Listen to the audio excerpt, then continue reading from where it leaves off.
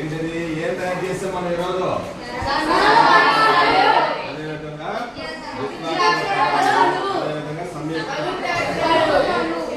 రాయమన్నాము. కొంతమంది పిల్లలు చక్కగా కలర్ పెన్సిల్తోను అదేవిధంగా క్రేయన్స్తోను బాగా రాస్తారు. ఇంకా ఇట్లాంటివి మీరు ఏం చెప్పినా కానీ అలాంటివన్నీ కూడా ఇలా రాయడానికి ప్రయత్నం చేయడం వల్ల మీకు ఒక ఆనందం కలుగుతుంది. ఇది జట్టు కృత్యం, ఇండివిజువల్ కూర్చునే చేసేది కాదు. అందరూ కూడా మనము ఎట్లా కూర్చోబెట్టాం?